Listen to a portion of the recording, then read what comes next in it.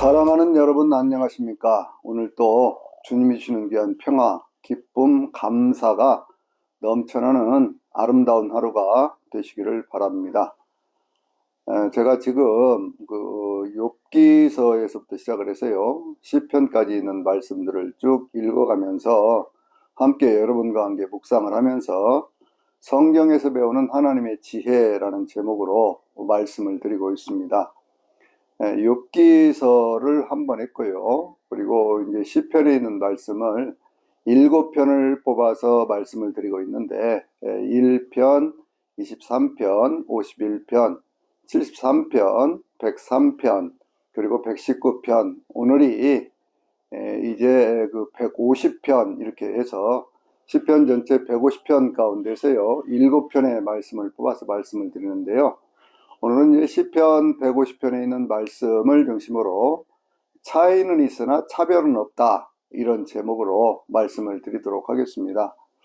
우리가 이 성경 전체의 어떤 그런 논리적 구조하고 이 시편에 있는 논리적 구조가 거의 같다, 이렇게 볼 수 있는 것은요, 성경의 맨 처음 나오는 말씀이 태초에 하나님이 천지를 창조하시니라 라고 하는 창조주 하나님에 대한 고백으로부터 시작을 해서 맨 마지막 계시록 22장 20절 21절을 보면 아멘 주 예수여 오시옵소서 주 예수의 은혜가 너희 모든 사람에게 있을지어다 라고 하는 말씀으로 끝을 맺고 있죠.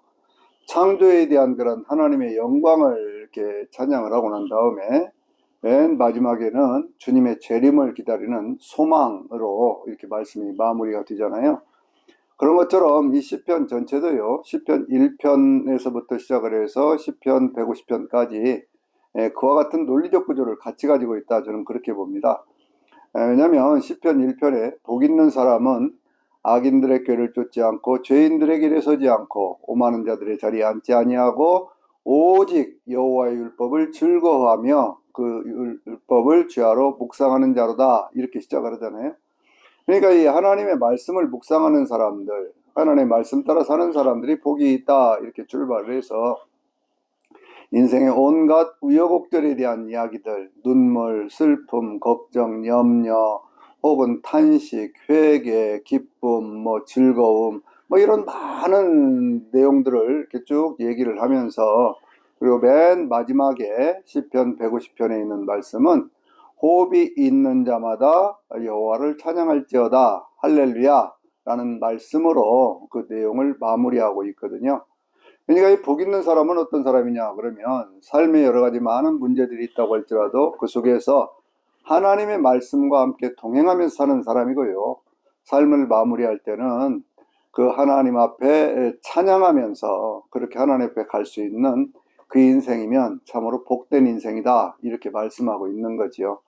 그래서 늘 그렇게 생각을 합니다. 우리가 살아가는 인생의 모든 순간들에 참 창조주 하나님에 대한 그런 고백과 더불어서 그리고 주님의 재림을 소망을 하면서 날마다 주의 말씀 의지하고 의상 떠날 때에는 하나님을 찬양하면서 그렇게 하나님 앞에 갈 수 있으면 얼마나 좋을까, 그런 생각을 많이 하거든요. 이 시편 이 150편에는요 하나님을 찬양하라 라고 하는 그런 말씀이 이 13번이 나와요. 전체로는 한 6절 정도 되는 말씀인데요, 이 6절 정도 되는 그런 말씀 속에 전체로 하나님을 찬양하라 라고 하는 그런 말씀이 이 13번이 나오는데 할렐루야로 시작을 해서 할렐루야로 끝나는 말씀이죠. 할렐시라고 우리가 보통 이야기하고 있는 시편에 있는 그런 말씀들이 146편에서부터 150편까지는 그냥 할렐시, 할렐루야, 여호와를 찬양하라 라는 그 말씀으로 이렇게 되어져 있는데요. 그러니까 하나님의 모든 영광, 하나님의 그 위엄, 이런 것들을 전부 찬양하는 그런 내용들로 되어져 있는데, 이 찬양, 할렐루야라고는 이런 찬양이 또 어디에 있냐 그러면요, 구약에서는 이 시편에, 신약에서는 요한계시록 19장에 나오고 있거든요. 요한계시록 19장을 보면 예수께서 재림을 하실 때요, 재림하시는 그 내용에 대해서 이게 쭉 얘기를 하고 있는데, 그 재림하시는 그런 내용들에 대해서 얘기를 할 때 천상에 있는 많은 사람들이, 많은 무리들이 천군 천사지요. 다 주님을 찬양을 하면서 예수 그리스도의 재림에 대한 어린 양의 혼인잔치를 준비해가는 그런 과정 속에서 하나님을 찬양하는 그 모습들이 4번 나오고 있거든요. 그래서 주님은 이 찬양 가운데 재림하신다. 우리가 이런 것도 볼 수가 있는 것이죠. 주님은 늘 찬양 가운데 계시니까요. 이 시편 150편에 있는 말씀들을 쭉 먼저 같이 음미를 해보면 할렐루야 그의 성소에서 하나님을 찬양하라. 그의 능력 그의 영광의 궁창에서 그를 찬양하라. 그렇게 말씀을 시작을 합니다. 그러면서 이제 그의 능하신 행동들로 인하여 주님을 찬양하고, 그리고 그의 어떤 뭐라고 얘기를 할까요? 그의 그의 능하신 행동을 인하여 또 그의 지극히 높으신 위엄을 인하여 주님을 찬양하라 이렇게 말씀을 하고 있거든요. 이건 무슨 얘기일까요? 그것은 땅에서도 하늘에서도 하나님을 찬양하라 그런 말씀이죠. 그의 능하신 행동이라고 하는 것은 주님이 이 세상 모든 만물을 창조하신 것, 또 우리 인생을 구원해 가시는 것, 그 모든 것들, 창조주 하나님, 구원의 하나님이라고 하는 것에 대해서 찬양하라라고 하는 것이고요. 그의 지극히 높으신 위엄 앞에 그 위엄을 놓고 하나님을 찬양하라라고 하는 그러한 말씀은, 그것은 하나님은 오직 유일하신 창조주 하나님, 세상의 모든 신이라고 불리우는 그 모든 것들 위에 가장 뛰어나신, 그러니까 초월적인 바로 그 하나님을 찬양하라 그런 뜻입니다. 그러니까 우리가 이 십계명에서도요, 하나님의 이름을 망령되이 일컫지 말라고 했잖아요. 그게 무슨 얘기일까요? 아무 것이나 하나님이라고 불러서는 안 된다는 거예요. 오직 하나님은 우리가 섬기는 유일하신 하나님 한 분이신 거거든요. 그러니까 늘 우리는 그 하나님을 찬양하는 그러한 마음, 그러한 믿음을 가져야 되는데, 그 믿음이 땅에서도 하늘에서도 그리고 어디서나 그 하나님의 그 능하신 행동, 전능하신 하나님을 찬양할 뿐만 아니라 이 땅에서의 그 모든 어떤 신이라고 불리는 그 모든 것들 위에 뛰어나신 하나님, 오직 한 분이신 하나님을 찬양하게 되어지는 것입니다. 어떻게 찬양하라고 말씀하고 있을까요? 나팔소리로 찬양하며 비파 수금으로 찬양하라. 먼저 이렇게 또 얘기를 하죠. 그러니까 주님을 찬양하는 데는요, 많은 악기들이 그렇게 동원이 되는 것을 볼 수가 있어요. 그 다음에는 소고치고 찬양하며, 그리고 소고치며 춤추며 찬양하라 이렇게 말씀하고 있거든요. 소고치며 춤추며라고 하는 것은, 소고라고 하는 것이 뭡니까? 우리가 탬버린 같은 거 있잖아요. 그러니까 그런 것들을 치면서 찬양하는 그 아름다운 무용수들의 그런 모습들을 우리가 볼 수가 있고요. 그리고 현악과 퉁소라고 하는 것은 피리이잖아요. 피리. 그와 같은 것들로 주님을 찬양하라 그렇게 말씀을 합니다. 또 큰 소리 나는 재금으로, 그리고 높은 소리 나는 재금으로, 이것은 뭐냐면 쾅하고 치는 심벌리 같은 거거든요. 그런 것들로 주님을 찬양하라 이렇게 말씀을 합니다. 그러니까 온갖 악기들이 다 동원이 되는 것을 볼 수가 있어요. 주님을 찬양하는 데 있어서는요, 아주 웅장한 오케스트라가 동원이 되고요, 그 가운데 찬양하는 그러한 무용수들이 있고요, 그러면서 큰 잔치자리와 같은 그러한 분위기로 우리를 이끌고 있는 것입니다. 그런데 저는 이 시편 150편에서 가장 은혜가 되는 그런 말씀이 어디에 있느냐 그러면 바로 6절에 있는 말씀인데요. 6절은 호흡이 있는 자마다 주님을 찬양하라. 할렐루야. 할렐루야도 역시 하나님을 찬양하라 그런 뜻이잖아요. 호흡이 있는 자마다라고 하는 것이 무슨 뜻일까요? 그것은 이 세상 숨쉬고 있는 모든 것들, 인간들뿐만 아니라 자연 모든 만물들아 다 모두 다 주님을 찬양하라 그런 뜻이거든요. 근데 이 호흡이 있는 자마다라고는 그런 말씀 속에는요, 아주 깊은 어떤 그 하나님의 은혜에 대한 고백이 그 가운데 있는데, 그것은 뭐냐고 하면 하나님은 이 세상에 있는 모든 사람들이 하나님을 찬양하기를 원하신다 그런 얘기죠. 그건 다른 말로 얘기하면요, 하나님 앞에서의 어떤 구원으로의 초대라고 하는 것은, 그것은 부자든지 가난한 사람이든지 마님 배운 사람이든지 못 배운 사람이든지 혹은 높은 사람이든지 낮은 사람이든지 혈통이나 무슨 종족이나 남자나 여자와 상관없이 모두가 다 주님을 찬양하라 그런 뜻이잖아요. 우리가 이 성경을 해석하고 말씀을 전할 때 대개 그 내용들을 이렇게 살펴보면요, 크게 한 세 가지 정도로 이렇게 나누어서 이렇게 볼 수가 있거든요.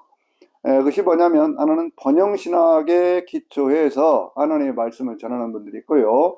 또 한 부류는 해방신학이나 민중신학, 뭐 혁명의 신학, 뭐 이런 것들에 기초해서 그렇게 말씀을 전하는 분들이 있고요.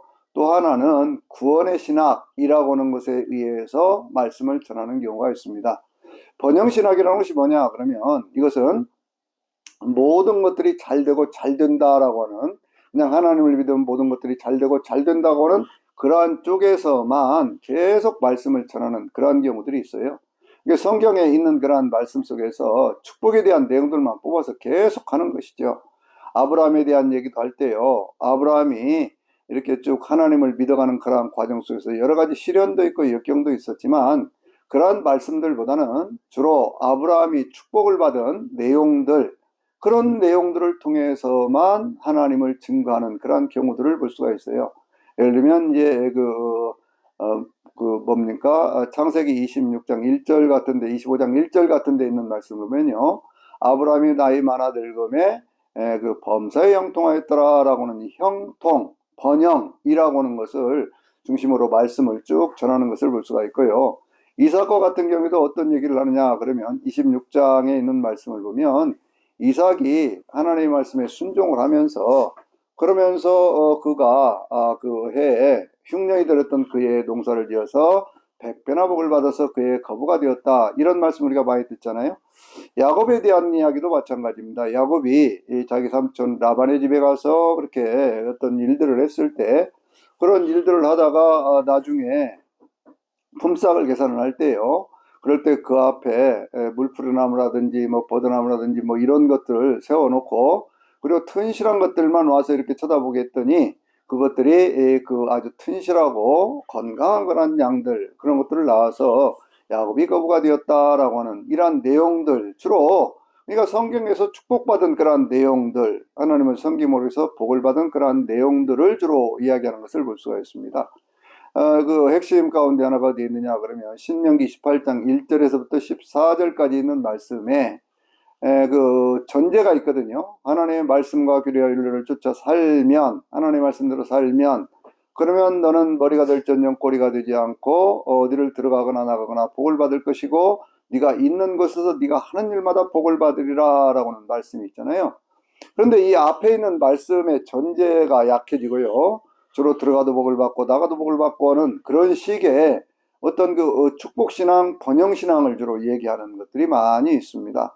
그러니까 이 사울이라든지 다윗이라든지 솔로몬의 어떤 그런 얘기를 할 때도요, 사울이 얼마나 처음에는 겸손했습니까? 그래서 겸손할 때 하나님께서 그에게 복을 주셔서 그를 왕으로 삼으시고 크게 번성하게 했잖아요. 그런데 그가 이제 점점 번성해 가기 시작하면서 하나님의 말씀을 어기게 되는 경우가 있는데, 그런데 이제 스스로 사울에 대한 번영신학을 얘기하는 분들은 주로 뭘 얘기하느냐면, 사울이 하나님 앞에 순종해서 복을 받았던 때의 이야기를 합니다. 또 다윗의 경우도 역시 마찬가지죠. 다윗도 참 어리서 그 하나님 앞에 성령의 기름 부음을 받고, 또 그러면서 그가 사울에게 쫓겨다니긴 했지만 그것도 다 하나님을 힘입어서 이겨내고, 그리고는 이 사울이 죽은 다음에 헤브론에서 또 왕이 되고요, 그리고 예루살렘에서 또 한 번 왕이 되어서 크게 번성하고 번창했던 그러한 말씀들이 거기 이제 성경에 사무엘하 9장 10장에 있는 말씀들이거든요. 이런 말씀들은 굉장히 강조해서 얘기를 합니다. 그러나 바로 그 다음에 보면은요, 11장 이하에 있는 말씀을 보면 다윗의 범죄하고 그 다음에 하나님 앞에 벌을 받은 그러한 내용들이 있는데, 이 말씀은 상대적으로 좀 약화되어지는 그러한 경우들을 볼 수가 있죠. 솔로몬의 경우는 그렇지 않을까요? 솔로몬의 경우도 역시 마찬가지인 것은, 솔로몬의 삶에 있어서 하나님 앞에 어린 시절에 하나님 앞에 왕이 되어가지고 1000번째 제단을 쌓으면서 그가 복을 받잖아요. 그가 복을 받아가지고 크게 일어나서, 그래서 이제 그가 하나님께서 내가 내게 무엇을 줄꼬 그렇게 말씀을 하시면서, 그때 지혜를 구하는 솔로몬에게 하나님 말씀을 하십니다. 네가 부도 구하지 않고 수도 구하지 않고 오래 사는 것도 구하지 않고 무슨 뭐 명예를 구하거나 그런 것이 아니라 이 백성을 다스릴 수 있는 지혜를 달라고 그러니 지혜를 달라고 그러니 내가 너에게 크게 복을 주어서 네가 전무후무하게 그렇게 훌륭하고 뛰어난 뭐 어떤 그런 물질적인 것도 풍성하게 모든 것들이 넉넉하게 그렇게 만들어 주겠다라고는 그런 말씀들을 주로 얘기를 하잖아요. 그러니까 솔로몬의 어떤 그런 삶에도 놓고 보면은요, 그 삶에 열왕기상 9장 10장에 있는 말씀 보면 솔로몬이 하나님의 성전과 자기의 왕궁을 짓고 난 다음에도요, 계속해서 무슨 건축이라든지 뭐 이런 것에 빠져가지고 우상 숭배에 빠져가지고 그가 함께 있던 여인들만 해도 뭐 처첩이 합쳐서 한 1000명 정도 되었다 말할 정도로 또 그 여인들이 가져왔던 온갖 종류의 그 우상들을 섬기는 그러한 모습 속에서 솔로몬이 타락해버리는 모습을 볼 수가 있습니다. 하나님께서 말씀하시도 그 말씀을 듣지 않았다고 그랬어요. 그래가지고 결국은 솔로몬이 죽고 난 다음 그 다음 르호보암 때에 나라가 둘로 쪼개지는 그런 비극이 생기잖아요. 그러니까 우리가 성경을 보면서 어떤 번영신학에 빠져버리면요, 무조건 잘 되고 잘 되는 쪽에서만 자꾸 얘기를 하다 보면 신앙생활이 왜곡되어지는 경우들이 너무나 많이 있다고 하는 거예요. 그래서 어떤 때 교회를 다니는 분들이요, 내가 예수를 믿는데 왜 그러지? 나는 하나님을 믿는데 복을 받지 못했는가 봐 어찌고 저찌고 막 그런 얘기하는 분들이 있거든요. 근데 그것은 성경에 있는 내용들을 균형 잡혀 보지 않았기 때문에 그렇다고 말이에요. 번영신학이라는 것이 언제부터 그것이 교회 안에 자리를 잡냐고 그러면요, 그 번영신학이라고 하는 것은 AD 그 4세기 그때부터, 그러니까 313년에 기독교가 공인이 되고 397년에 로마의 국교가 되기 시작하면서 그때부터 기독교가 튼튼하게 세워지고 오히려 황제권보다도 그리고 이 교황권이 훨씬 더 위에 있는 그런 시대가 되어졌습니다. 그러다 보니까요, 그 세월들이 계속 가다 보니까 나중에는요, 이 교회에 그 의해서 어떤 그런 성직을 매매를 하면서 그렇게 하면서 심지어는 중세시대가 되어지면요, 교황이 프랑스에도 하나 있고 독일에도 하나 있고 로마에도 하나 있는 3교황 시대가 되는 때도 있었어요. 얀 후스라고 하는 그런 사람이 종교개혁에 대한 깃발을 들고 그 뒤에 루터가 종교개혁의 어떤 그런 그 방아쇠를 당기잖아요. 그런데 그런 시절까지도 여전히 교회는 엄청난 타락을 하면서 루터 시대의 가장 대표적인 것이 뭡니까? 면죄부라고 하는 거예요. 면죄부라는 것이 뭡니까? 그것이 면죄부를 사면 내가 지었던 모든 죄가 용서를 받을 뿐만 아니라 그 캐톨릭 교리에 하면 여러 개에 있던 그러한 사람들의 영혼이 그 헌금이 땡그랑하고 떨어지는 그 순간에 연옥에서 천국으로 올라간다라고 하는, 마치 구원의 문제도 돈 갖고 해결할 수 있다고 하는 그러한 것까지 나가버리는 것이 번영신학이라고 하는 거예요.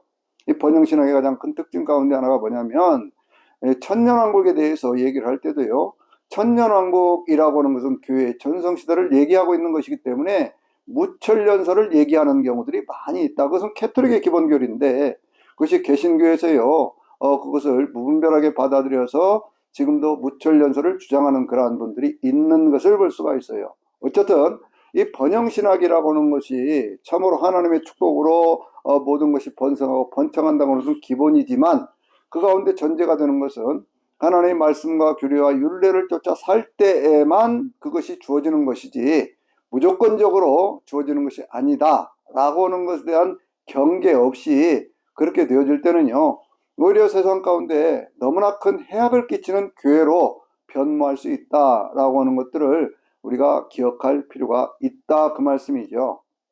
그런가 하면요, 해방신학, 민중신학, 뭐 혁명의 신학 뭐 이런 게 있어요. 이건 뭐냐면 사회적 구조가 이제 식민시대가 되어지잖아요. 식민시대가 이제 종교개혁 이후에 산업혁명이 일어나고 그러면서 온 세상이 영국이라든지 유럽의 열강들에 의해서 식민지로 바꿔지는 그런 때가 되지 않습니까?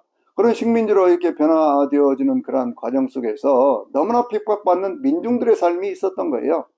그러니까 우리 한국 같은 경우는 1970년대에 이 민중신학이라고 하는 것이 등장을 하기 시작하는데 그 이전에 이제 남미 같은 경우에는요, 해방신학이라고 하는 것이 있어서 그것이 유물론적인 관점에서 성경을 해석하기 시작하는 그러한 모습들을 우리가 볼 수가 있습니다. 그건 뭐냐고 하면 모든 인간관계라고 하는 것들에 대해서 설명을 할 때 가진 자와 가지지 못한 자의 이분법적인 그러한 구도로 이렇게 바라보면서 번영신학에서는요, 많이 가진 사람, 또 높이 된 사람들, 이런 사람들은 무조건 축복을 받은 사람이고, 그러지 않은 사람들은 마치 하나님의 저주를 받은 것처럼 그렇게 생각하는 거거든요.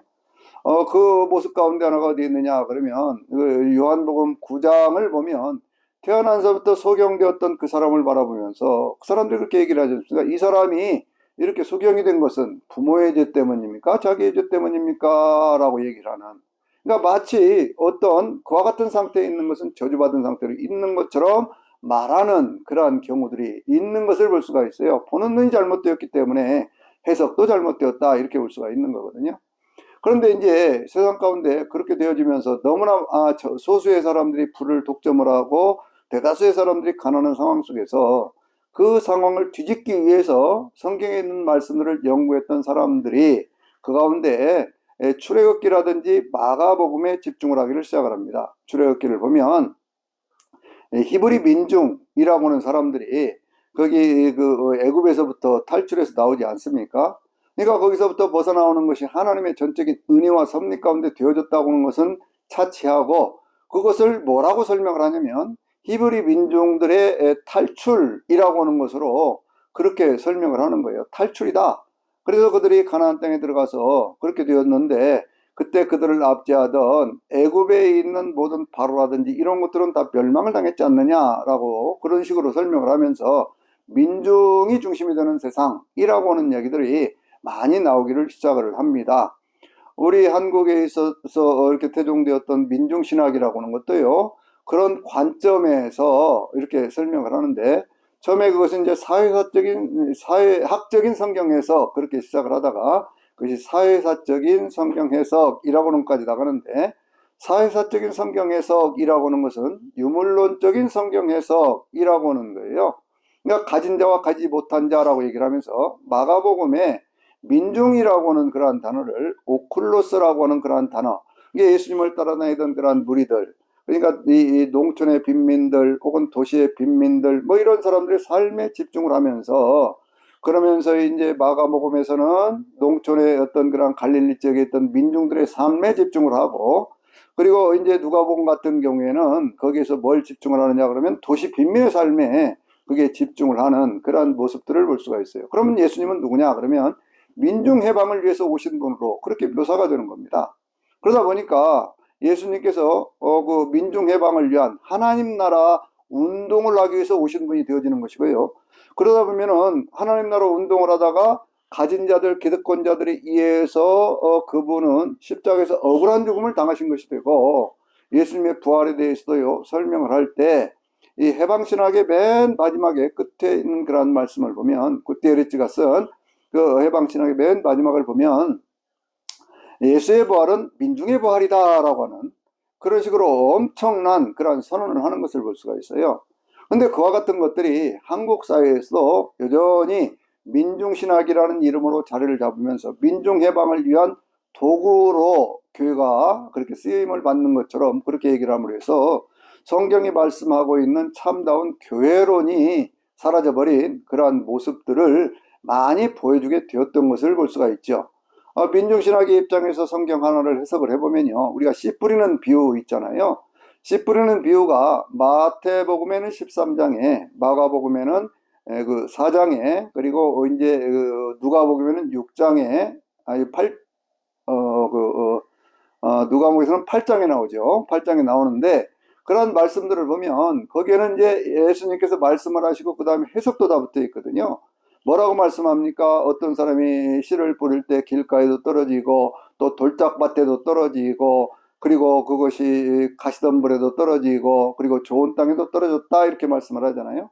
거기에 해석을 하면서 길가에 떨어졌다는 것은 말씀을 받는 즉시 그 말씀을 마귀가 와서 먹어버리고, 그리고 바위 속에 여기 돌짝밭에 떨어진 것은 그것이 뿌리를 깊이 내리지를 못해가지고 금방 말씀을 들을 때는 좋은 것 같은데 금방 그것이 말라버리고, 가시덤불이라든지 이런 것에 있었던 것은 세상에 대한 염려라든지 재리에 대한 유혹이라든지 이런 것 때문에 그것이 자라지를 못해서 열매를 맺지를 못한다. 그러나 좋은 땅에 떨어진 것은 이 누가복음 8장 15절에 있는 말씀을 보면 거기에 좋은 땅이라고 하는 것은 착하고 좋은 마음인데, 그러한 마음으로 하나님의 말씀을 받은 사람들에게 30배, 60배, 100배의 결실을 맺는다라고 하는 우리 인간 내부에서부터 어떤 회개를 통해서 정결화된 그런 아름다운 그런 마음들, 깨끗한 마음들, 바로 그 속에 좋은 하나님의 말씀이 떨어졌을 때 거기에서부터 많은 열매들이 맺어서 수많은 구원의 역사를 이루어간다. 이것이 성경의 기본적인 해석이잖아요. 성경 자체가 해석하고 있는 거거든요. 근데 그 말씀을 앞에 부분만 띄어갖고 얘기를 하면요, 야, 씨가 뿌려집니다. 이곳에서 뿌려지고 저곳에도 뿌려지고 여러 곳에 뿌려져요. 그런데 민중신학적인 관점에서 그것을 해석을 해보면 그것은 어떤 그런 환경이 좋은 곳에서 하나님의 나라의 운동이라고 하는, 혹 다른 말로 얘기를 하면 민중해방의 운동이라고는 시작될 수가 있는 거예요. 척박한 상황에서도 그것들이 되어지고, 그런가 하면은 좋은 곳에서 그 말씀이 잘 들어가는 그러한 곳에서도 그것이 그 운동이 시작될 수도 있는 겁니다. 그런데 이것이 뭐가 되느냐 그러면, 씨가 떨어지는 그러한 모든 것들이 동시다발적 투쟁이라고 하는 것으로 해석이 되는 거예요. 그러다 보면 어떤 곳에는 실패하고 어떤 곳에는 되어지지만, 되어지는 곳에서부터 일어난 그러한 일들을 통해서 그것들이 점점 더 확산되어 가면서 세상을 바꿀 수 있다.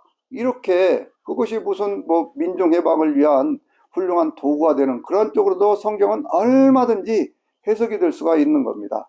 여러분들 이단의 해석이라고 하는 것이 위험한 것이 뭐냐 그러면, 자의적으로 성경을 해석한다는 거 아니에요? 성경 전체의 어떤 그런 관점과는 전혀 다른 쪽에서 해석을 하기 때문에 문제가 되는 겁니다. 그래서 예수님의 이 죽음이라고 하는 것은 민중의 어떤 그런 민중을 대표한 그런 죽음이 되고, 예수님의 부활은 억눌린 그런 모든 민중들의 부활하는 그러한 모습으로 해석이 되기 때문에, 그래서 그것이 큰 문제가 되는 것을 우리가 볼 수가 있어요. 여러분, 그래서요, 이 성경을 볼 때는 다른 관점에서 성경을 보고 해석하고 해야 되는데, 그것이 오늘 성경에 있는 말씀을 보면요, 호흡이 있는 자마다라고 말씀하고 있잖아요. 호흡이 있는 자마다라고 하는 그런 말씀은 세상에 살아있는 모든 인간들이 다 하나님 앞에서 구원받을 수 있는 그러한 기회도 있고 자격이 있다는 거예요. 그러니까 성경을 보면은요, 이러한 해석을 뭐라고 얘기를 하냐면, 그것을 구원론적인 성경 해석 이렇게 얘기를 합니다. 그러니까 우리는요, 항상 성경을 볼 때 성경은 하나님의 우리 인간을 구원하기 위하여 주어진 하나님의 말씀이고, 그 말씀 속에는 우리 인간을 창조하신 분도 하나님이시고 우리 인간을 구원하신 분도 하나님이신데, 그 구원을 이루기 위해서 예수님이 우리 가운데 오셨고, 예수님은 십자가에 죽으심으로 해서 우리 인간의 모든 고통의 원인이 되고 저주의 원인이 되는 죄의 문제를 해결하셨고, 그 죄의 문제를 해결하셨기 때문에 우리에게는 영생의 길이 열려서 이 땅에 살아가는 동안 주님의 가르침을 따라 살고 성령님과 함께 동행하는 가운데 천국 가는 그날까지 하나님의 은혜 가운데 산다. 이것이 가장 기본적인 구원사적인 관점에서 보는 성경 해석의 뼈대가 되는 거예요. 자, 보세요. 예수님에 대한 말씀을 봅시다. 예수님이 어떤 사람들을 구원할 때 차별해서 했을까요? 아니죠. 구원의 방법에는 차이가 있습니다. 구원의 방법에는 차이가 있으나, 그러나 사람을 차별하지는 않아요. 저는 이 성경을 보면서요, 그것을 보게 되어졌는데, 예를 들면 요한복음 3장에 보면 니고데모라는 사람이 있잖아요. 니고데모는 많이 배운 사람입니다. 많이 가진 사람이에요. 사회적인 지위도 높은 사람입니다. 그런데 이 사람은 자기 안에 있는 구원의 문제에 대한 해답이 없어요. 그래서 한밤중에 주님을 찾아와서 내가 어떻게 해야 영생을 얻으리까? 라고 묻지 않습니까? 그럴 때 주님께서 네가 물과 성령으로 거듭나지 아니하면 하나님 나라를 볼 수 없다고 말씀을 하셔요. 그러면서 주님께서는 이 니고데모와 대화를 하시면서 그를 구원의 길로 끌고 가시는데, 그런데 구원의 길로 이렇게 쭉 이끌어가는 예수님의 그 모습 속에, 거기에 무슨 너는 부자니까 안 돼, 너는 배운 사람이니까 안 돼, 그런 거 있을까요? 그런 게 전혀 없습니다. 그냥 그 사람의 영혼의 문제에 대한 해답을 먼저 주시려고 하는 것이고, 거기에서부터 돌이켜서 회개하고 하나님의 복음을 받아들이고 예수 그리스도를 주님으로 고백할 때 새로운 구원의 길이 열린다고 하는 것들을 말씀하고 있는 것을 볼 수가 있어요. 하나님은요, 부자라고 해서 천시하고 가난한 사람이라고 해서 우대하는 그런 하나님 아닙니다. 그렇게 차별하시는 하나님이 아니에요. 그런 것들을 우리가, 그 구원의 방법에 대한 것들을 우리가 어디에서도 볼 수가 있냐면요, 삭개오 있잖아요. 삭개오. 누가복음 19장에 보면 삭개오라고 하는 사람이 있습니다. 이 사람은 그 당시에 이제 여리고라고 하는 지역은 예수님이 주로 활동하셨던 가버나움 지역, 또 여리고, 그리고 예루살렘 이렇게 말할 정도로 굉장히 크고 부유한 그런 도시였었어요. 그런데 그 부유한 도시에서 오늘날로 말하면 일종의 세무서장 같은 그런 역할을 했는데, 그 당시는 로마의 식민지여서 이 세금을 걷는 사람들이요, 그걸 걷어가지고 절반은 그 로마에 바치고, 그리고 절반은 자기들이 갖는 그러한 구조였었거든요. 그러니까 이 사람들은 수탈하면 수탈할수록, 사람들에게 뺏으면 뺏을수록 자기들이 부자가 되는 그러한 구조 속에 살았던 거예요. 더군다나 그 지역이 부유한 구역에서 세무서장으로 그렇게 활동을 하던 이 삭개오는 작은 것들은 자기 부하들에게 시켰겠죠. 그러나 큰 것은 지가 다루고 지가 먹었지 않았겠습니까? 그러니까 엄청난 부자가 되었던 거예요. 그런데 예수님께서 이제 십자가를 지러 올라가시는 그러한 길인데, 누가복음 19장을 지나가면 이제 예수님께서 예루살렘으로 올라가시거든요. 그때 여리고를 들렸는데 여리고에서 많은 사람들이 예수님을 따라오는 그러한 모습을 보면서 삭개오는 이 무화과나무, 그전에는 뽕나무라고 그랬는데 무화과나무 위에 올라가 가지고 그래 예수님을 바라보고 있었습니다. 예수님이 뭐라고 말씀하십니까? 삭개오를 바라보면서 삭개오야, 오늘 내가 내 집에 유하여야 되겠다라고 말씀을 하셔요. 그러니까 그 말씀을 들으면서 삭개오가 굉장히 기분이 좋고 마음이 기뻤습니다. 예수님을 모시면서 뭐라고 얘기를 합니까? 주님, 내가 내 재산의 절반은 가난한 사람들에게 나누어주고 내가 누구에게 뺏은 것이 있다면 그러면 그것은 4배로 갚겠습니다 라고 얘기했을 때 예수님께서 뭐라고 말씀하시죠? 이렇게 말씀을 하셨어요. 오늘 이 집에 구원이 임하였다라고 말씀합니다.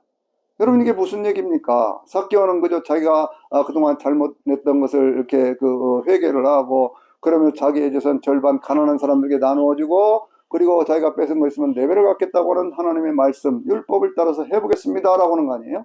그런데 구원이 임하였다는 거예요. 이것이 성경이 말씀하고 있는요, 부자들에 대한 구원의 방법이라고 하는 거예요. 그러니까 우리는 이런 것들을 알아야 됩니다. 우리가 사회에서 어떤 그런 가난의 뭐 구제라든지 뭐 이런 것들에 대해서 얘기를 할 때 그건 아무도 하지 못한다 그러지만, 사실은 삭개오와 같은 방법들을 우리 모두가 실천한다면 이 세상 가운데 가난할 사람이 몇 사람이나 되겠습니까? 많이 가진 사람들이 자기의 재산을 딱 띄어갖고 절반 나누어주고, 자기가 뭔가 잘못해서 취한 거 있으면 4배를 갚는 그러한 사회가 된다면, 그러면 사회가 무슨 부익부 빈익빈의 그런 현상이 왜 생기겠냐 그 말씀이에요. 사회복지제도라고 하는 것, 국가가 하고 있는 사회복지제도라고 하는 것이 사실은 그와 같은 것들을 제도적으로 원용해서 지금 하고 있는 그런 일들 아니겠습니까? 그러니까 성경에는 해답이 있어요, 해답이. 부자라고 해서 그 사람을 뭐 무시를 하거나 뭐 가난한 사람이라고 해서 우대를 하거나 그런 것이 아니라는 것이죠. 그 대표적인 것이 뭡니까? 누가복음 16장에 있는 부자와 나사로의 비유 아닙니까? 거기에 보니까 그 가난한 나사로, 병든 나사로, 도대체 어떻게 자기 인생 가운데 자기 힘으로 뭔가 할 수 없는 그 나사로는 죽어서 낙원에 갔는데, 그 부자는요, 살아생전에 자기가 하고 싶은 거 다 해보고 살았고 그랬는데 그 사람은 결국 지옥에 갔다, 그렇게 말씀하고 있지 않습니까?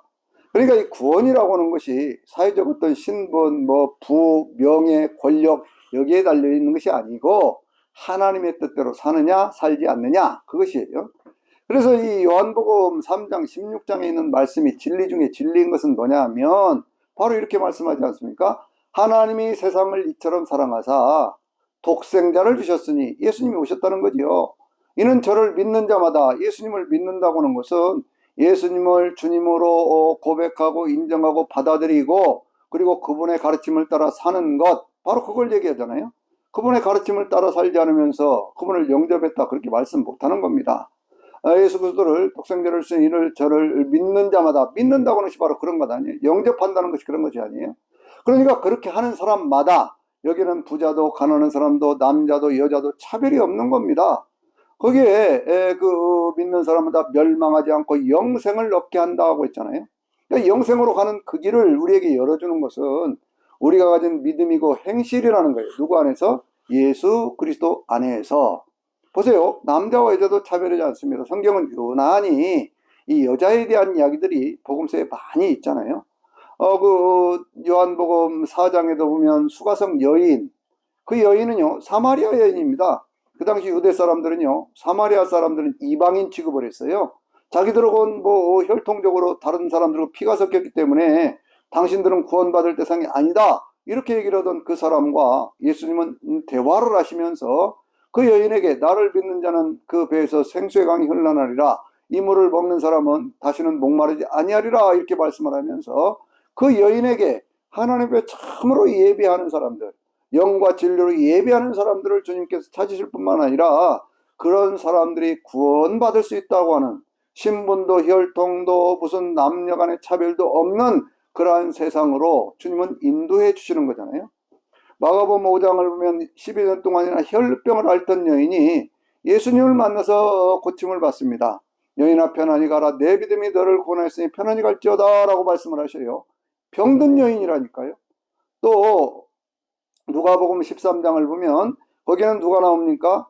18년 동안 그렇게 귀신이 들려서 허리가 꼬부라졌던 여자가 있어요. 그 여자가 예수님을 만나서 구원을 받잖아요. 또 마태복음 15장을 보면 수르보니게 여인이라고 하는, 우리가 가나안 여인이라고 하는 그 여인의 얘기가 있습니다. 그 여인은 어떤 사람입니까? 그 여인은 자기 딸이 귀신이 들려가지고 그것 때문에 예수님 앞에 찾아왔던 여인이잖아요. 그런데 그 여인이 주님 앞에 얘기를 할 때 처음에는 주님이 거절을 했습니다. 자녀들의 상에 있는 것을 개들에게 던져주는 건 맞지 않다, 이렇게 거절을 하셨어요. 그런데도 그 여인이 참고 그 이야기를 들으면서 모욕으로 받아들이지 않고, 주님 그 말씀도 맞지만 개들도 그 상에서 떨어지는 부스러기는 먹지 않습니까? 라고 얘기를 합니다. 그래서 그 여인이, 그 딸이 병에서 귀신이 나가고 고침을 받는 그런 말씀들이 있잖아요. 또 요한복음 8장을 보면 그 현장에서 가늠하다가 붙잡혔던 그러한 여인의 이야기도 있잖아요.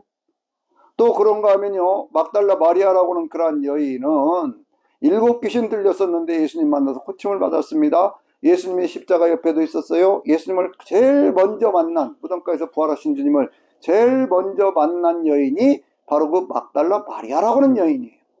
주님은요, 남자라고 해서 우대하거나 여자라고 해서 천대하는 것 아닙니다. 남녀 간의 평등이라고 하는 것은 성경이 처음부터 하나님이 인간을 만드실 때 하나님의 형상대로 남자와 여자를 만드셨다라고 하는 말씀에서부터 출발하고 있는 거예요. 무슨 혈통적으로 백인이니까 우월하고 흑이니까 열등하다고 해서 예전에 식민지 시대에 백인들이 흑인들을 전부 노예로 끌어가가지고 그렇게 해갖고 미국 땅에 가서 그 농장에 있던 노예로 부리던 그러한 모습들, 그 잘못된 것 아닙니까? 그런데 그 사람들이 그런 것들을 전부 어디에서 그 근거를 끌고 왔느냐? 성경에서 끌고 왔던 것이고, 번영신학이라고 하는 것은 가진 자들의 신학이 되어서 사회를 계급체제로 만들고 상하관계로 만들고, 그래서 많이 가진 사람들, 큰 것은 좋은 것이고 그것은 하나님의 축복이고, 작은 것 미미한 것들은 그건 뭐 하나님의 축복을 받지 못한 그러한 상태, 저주에 머무르는 상태인 것처럼 그렇게 자꾸 얘기를 하다 보니까요, 오늘날의 교회 강단에서도 말씀하는 많은 내용들 가운데 성경의 바른 구원사적인 그런 관점에서 말씀하는 것이 아니라 오히려 다른 측면에서 그와 같은 것들을 얘기하는 경우들이 있고요. 또 세상 가운데 억눌리고 힘들고 어려운 그러한 사람들이 자기들의 삶을 이렇게 도와주시는 하나님에 대한 얘기를 하는 것은 좋지만, 무조건 가난한 자들의 하나님이다라고 얘기를 하면서 많이 가진 사람들을 어떤 질시하고 사회적인 지위가 높은 사람들을 질시하고 하는 것은 그것도 맞지 않는 거예요. 하나님은요, 호흡이 있는 자마다 모두가 다 하나님을 찬양하기를 원하고 계셔요. 저는 항상 이 말씀을 생각을 합니다. 여러분, 만약에요, 우리가 크고 강한 것만이 그것이 위대한 것이라면, 그러면 순교자들의 삶이라고 하는 것은요, 그것은 정말 의미가 없는 거예요. 순교자들의 삶에 무슨 의미가 있겠습니까? 주님을 위해서 순교했는데 그 사람들의 삶을 우리가 뭐라고 얘기를 할 수가 있습니까? 말할 수 없는 거예요. 번영신학의 관점에서 보면요, 그 사람들의 인생은 전부가 다 실패한 인생입니다. 작은 교회를 섬기고 산골에서나 어떤 어촌에서나 주님을 섬기는 그러한 사람들은요, 그 사람의 인생이 실패한 겁니까? 하나님을 믿기 때문에 그들 모두도 하나님의 자녀라고 하는 거예요. 그래서 우리가 이 세상을 바라볼 때, 사람들을 바라볼 때는요, 항상 하나님의 관점에서, 하나님의 구원사의 관점에서 성경을 보고 해석할 수 있는 그것이 정상적인 거예요. 이 정상적인 것에서부터 어떤 시대의 상황에 따라서 뭐에 따라서 조금씩 다르게 적용해 갈 수는 있으나, 항상 그 근거, 그 구원이라고 하는 것은 예수님의 십자가, 그리고 부활, 그리고 영생, 이라고 하는, 우리가 날마다 신앙 고백을 할 때마다 죄를 사해 주시는 것과 몸이 다스리는 것과 영원히 사는 것을 고백하는 바로 이러한 믿음이 중심적인 것이 되어져야 됩니다. 시편 150편에는요 13번의 할렐루야, 그러니까 주님을 찬양하라 라고 하는 말씀이 나오는데요, 저는 이 말씀을 보면서 이것이 마치 계시록에 있는 이긴 자들에게 주어지는 축복과 같은 것, 바로 그것을 보면서 하나님을 찬양하는 것, 이렇게 생각을 했어요. 왜냐하면 계시록 2장과 3장에 있는 말씀을 보면요, 거기에 12가지의 주님을 이긴 자들에게 주어지는 그러한 축복이 있거든요. 하나님의 낙원에 있는 생명나무의 열매를 주어 먹게 하는 것, 또 둘째 사망의 해를 받지 않게 하는 것, 또 흰돌을 주는 것, 그리고 감췄던 만나를 주는 것, 그리고 또 더 나아가서 무엇을 주십니까? 주님께서 주실 때에 만국을 다스리는 권세를 주시고요, 새벽별을 주실 뿐만 아니라, 그리고 흰옷을 주시고 생명책에서 그 이름을 지우지 아니하고 하나님과 그의 거룩한 천사들 앞에서 그 이름을 시인하는 것, 그리고 하나님께서 그들에게 어떤 하나님의 성전의 기둥이 되게 하시고 하나님의 이름과 거룩한 성 새 예루살렘의 이름과 그 주님의 새 이름을 그 위에 기록하는 것, 그리고 12번째가 뭐냐고 하면 주님께서 이기고 하나님 보좌에 앉은 것처럼 우리도 하나님의 보좌, 예수 그리스도의 보좌에 함께 하는 것, 바로 이것이 12가지거든요. 그런데 이 12가지 전체를 합하여 계시록 21장 7절에 있는 말씀 속에서는 이기는 자에게는 내가 이것들을 상속하여 주리니 나는 그의 하나님이 되고 그는 내 아들이 되리라 라고 말씀하거든요. 그러니까 이 말씀은 뭐예요? 주님께서 이루시는 새하늘과 새 땅이라고 하는 바로 그곳에서 모든 죽음이 사라지고 모든 고통이 사라지고 눈물이 없어지고 아픔이 없어지는 그러한 세상 속에서 주님께서는 영원한 승자로 살게 하셨다고 하는 것을, 그것을 13번에 걸쳐서 하나님을 찬양하는 모습 가운데 우리가 찾아볼 수 있다, 그런 말씀이죠. 여러분, 우리가 이 성경에 있는 모든 말씀들을요 정말 정확하게 이해를 하고 봐야 됩니다. 호흡이 있는 자마다 주님을 찬양하는 거예요. 그래서 오늘 저와 여러분은 온전히 하나님을 찬양하는 가운데 살아생전에 주님을 찬양하는 귀한 은혜 가운데 사는 저와 여러분이 되시기를 주의 이름으로 축원합니다. 아멘.